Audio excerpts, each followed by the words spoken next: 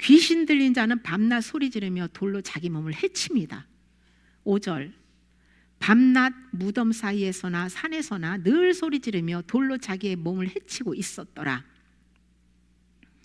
귀신 들린 자의 특징은요, 귀신에 딱 사로잡히면 막 그 소리를 지르고 자신을 학대한다는 거예요. 사단이 평소에는 없는 것처럼 숨어 지내다가 자존심 연약한 부분을 건들고 못마땅하게 하면 뱀이 고개를 쳐들고 분노를 폭발하며 독을 품어댑니다. 또는 밤낮 미쳐 날뛰다가 날이 새면 종일 낮에는 잠을 자고 일어나서 언제 그랬냐는 듯이 그냥 힘이 쭉 빠진 대로 조용히 지내죠. 그렇게 쓴뿌리의 영은 주기적으로 나타나는데요, 이게 밤에 귀신이 더 역사를 하는 거예요. 그래서 그리스도인들은요, 일찍 자고 일찍 일어나는 정상적인 생활을 해야 돼요. 악습이나 주기적으로 폭발하는 죄성이나 정욕적인 것이 무엇인지 발견해서 말씀 소리로 회개하고 그 소유를 내려놓으면 해결받을 수 있습니다. 꿈에서 어느 남자가 저에게 집요하게 달라붙어 가지고요, 제가 막 탁 밀어냈더니만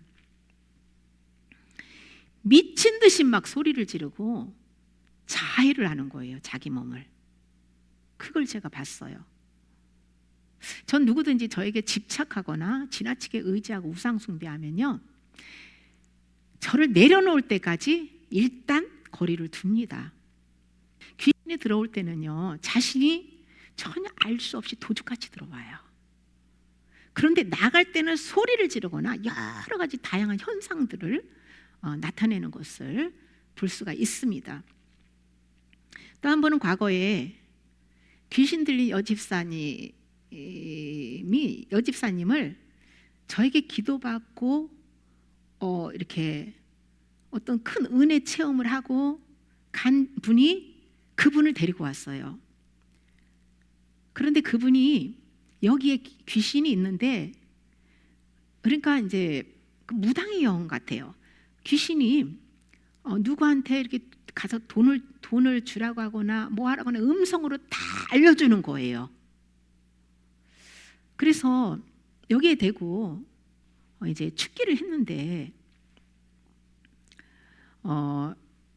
이 처음에는 가만히 있더니 나중에는 막 견디질 못하고 막 소리를 지르고 나갈게 하면서 소리를 지르더니, 그래서 제가 강하게 이렇게 축사를 딱 했을 때 뒤로 딱 나가 떨어졌어요.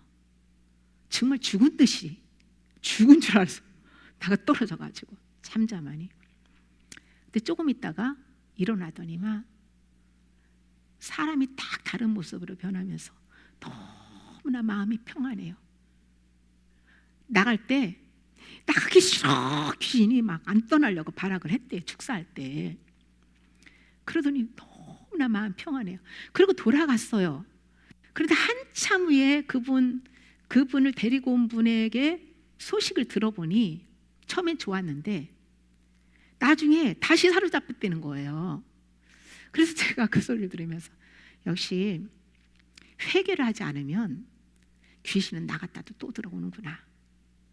그러니까 근본적인 이 귀신이 떠나고 다시 들어오지 않게 하려면 회개가 얼마나 중요한지 모릅니다. 제가 요즘에 이렇게 상담 전화를 받으면서 이렇게 들은 이야기가, 축기를 받으면 며칠 동안은 뭐 너무너무 마음이 기쁘대요. 그런데 그 약 효과가 며칠밖에 안 간다는 거예요. 그러니까 다시 또 들어온다는 거죠. 그리고 내적 치유를 받고 뭐 예언도 많이 받고 다 했는데요, 그때뿐이고, 어느 분은 예언을 받은 분이 하는 말이 이래요. 결국은 돈이더라고요. 이런 말을 저한테 전해줬어요. 귀신이 떠나고 다시 들어오지 않으면 얼마나 좋겠습니까? 그런데 마음에 이 뿌리 내린 죄를 회개하지 않으면 마귀는 또 들어와서 사로잡는다는 거예요. 이게 무서운 거죠. 근본적인 치유와 구원은 꾸준한 열매로 증명될 때에 확실히 해결된 것이죠. 그러니까 구원 역시 끝까지 가봐야 됩니다. 그래서 오늘의 믿음이 중요하다는 거예요.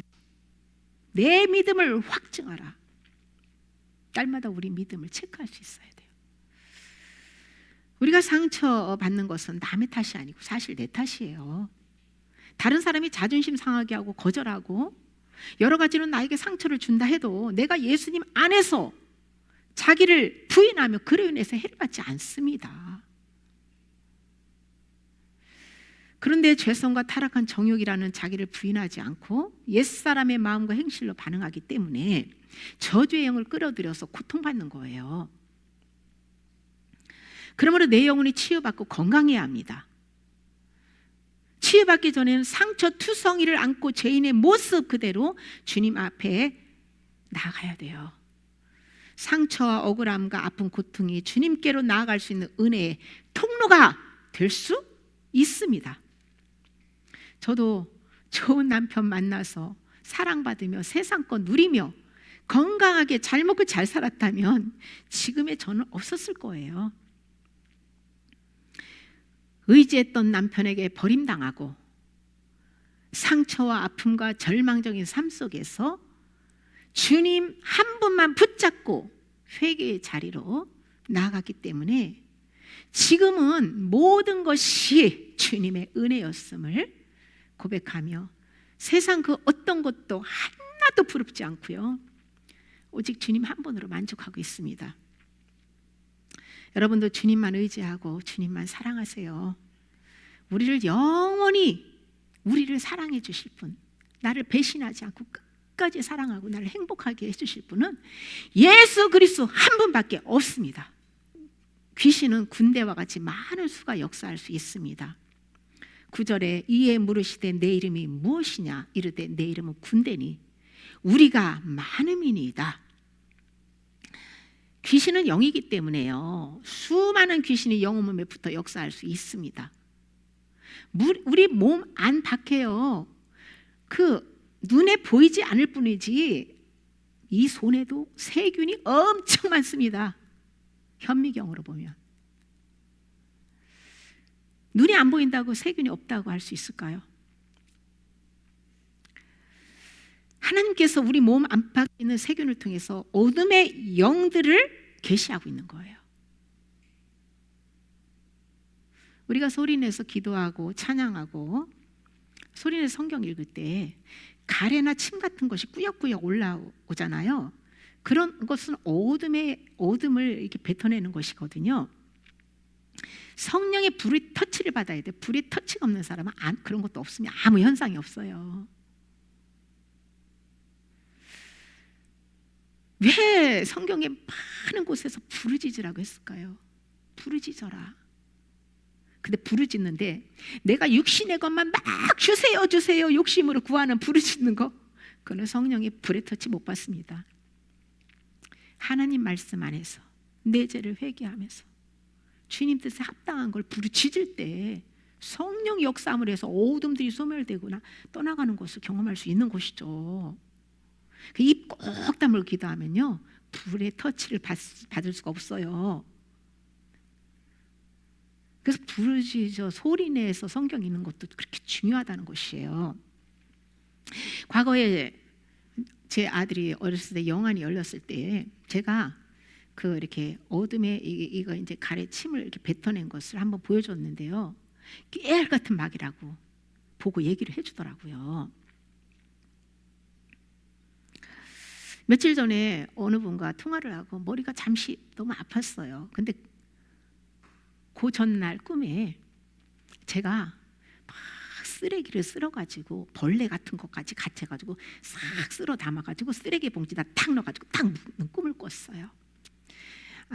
그래서 하나님이 전이받은 영을 벌레와 쓰레기를 상징으로 이렇게 보여주고 미리 주님이 알려주셨구나를 깨달았습니다. 어둠의 영은 깨알 크기부터 큰 마귀까지 다양한데요, 마귀가 클수록 힘이 세고 강력한 힘을 발휘합니다. 군대 귀신 들린 자는 귀신이 크고 세다는 것을 알려주는 거예요. 나에게 역사하는 귀신이 크고 세다는 것을 알 수 있는 것은 내 힘으로 도무지 제어가 안 되고 불을 폭발할 때 아무도 못 말립니다. 예를 들어 마약 중독, 음란 중독, 게임 중독, 노름 중독 등 기타 내 힘으로 조절할 수 없는 것들은 강한 영에 묶여져 있기 때문이에요. 사단을 쫓아내는 강력한 무기는 말씀, 소리입니다. 말씀을 소리내서 선포하는 방법으로 꾸준히 회개하면 아무리 센 마귀도 쫓겨나가고 성령으로 마음의 진리가 심어질 때에 악한 영은 역사할 수 없는 거예요. 문제는 의지가 마비된 사람들은 스스로 힘을 할 수 없기 때문에 곁에서 믿음을 주고 중보로 도와주는 영역이 강한 사람이 필요하죠.